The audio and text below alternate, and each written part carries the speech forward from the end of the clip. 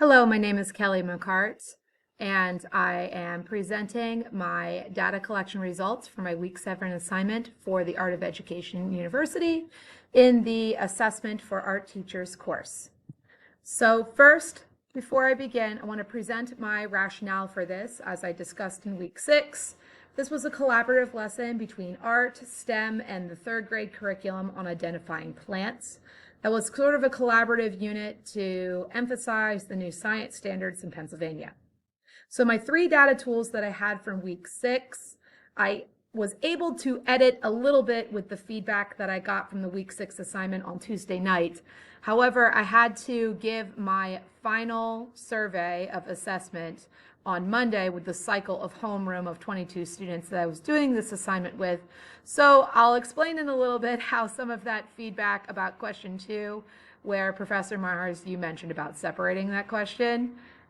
You had the foresight that what you predicted did happen, but still I caught a mistake from a student that I'll point out later that skewed my results from being absolutely perfect for a little bit. But I was able to, based on your video from this week's sources in improving learning outcomes through assessment, use a class tracker to record conversations. I just recorded it on the back of that sheet because certainly, as I will explain in my slides here, the discussion was almost, if not more, useful for collecting knowledge on what my students know or didn't know and how I'm going to change this project in the future.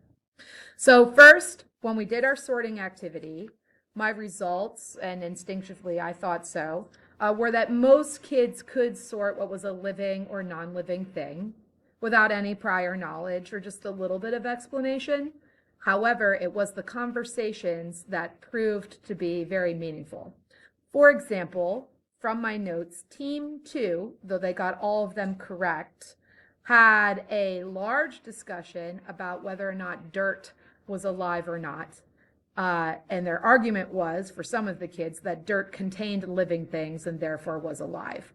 But it didn't meet as a review that we had in a conversation. And then a brain pop activity, the 4 criteria for being a living thing.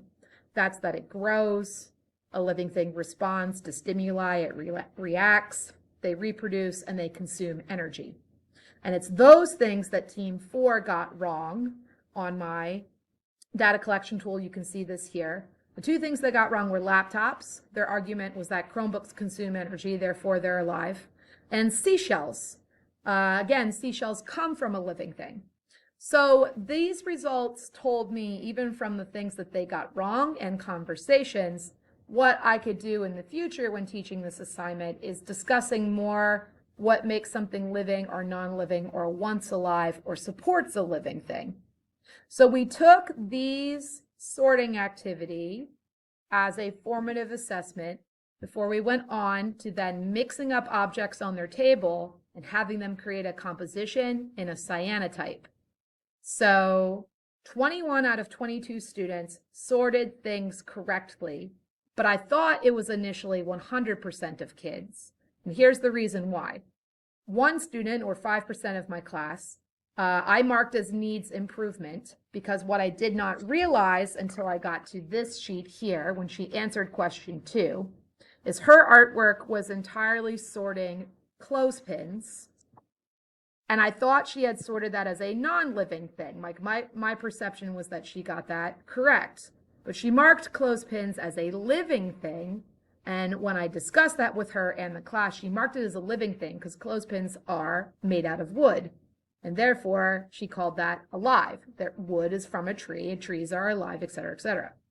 So we had this discussion before we took this final survey here.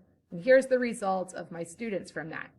Most of them, 73% or 77%, said that I got it, I understand, I could teach this to somebody else. And for the remainder, mostly understand.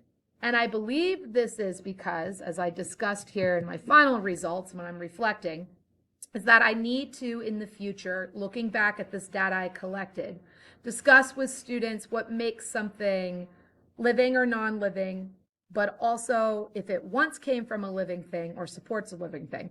So for example, we then had conversations. I said we sorted an apple. and most of them sorted that into a living thing, correct. But then the argument from kids was if we cut the apple from the tree, it's removed from its source, apple. Does that make an apple still a living thing? And the answer is no, because the apple is no longer consuming energy. And we had this argument about like also with flowers too, cut flowers versus flowers with roots in the ground.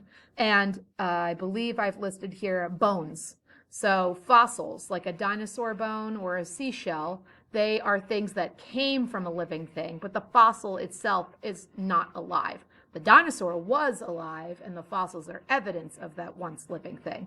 So this encouraged like a lot of really good discussion, which came from that class trackers and just being present as a teacher, encouraging this conversation. And it was so much more beyond the discussion about art, you know, what you would have with the elements or principles or discussing composition, but really was this amazing integration that we could do across the board here. So I use that analyzing your data as a reflection process for looking back and taking that feedback and how I would change those things in the future, plus that source from Professor Myers this week about using the class data tracker to record in conversation.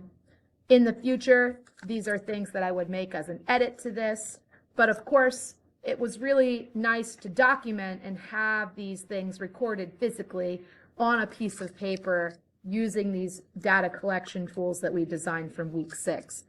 Without it, this might be something that I would forget as an art teacher, perhaps in the future. And of course, always for art show, I am a product person, right? This was all about process, but we did get a really neat product with our cyanotype piece as well, which is going in my art show in a few weeks. Thank you very much for your time and listening to my presentation. I hope this helps answer and reflect some of the questions.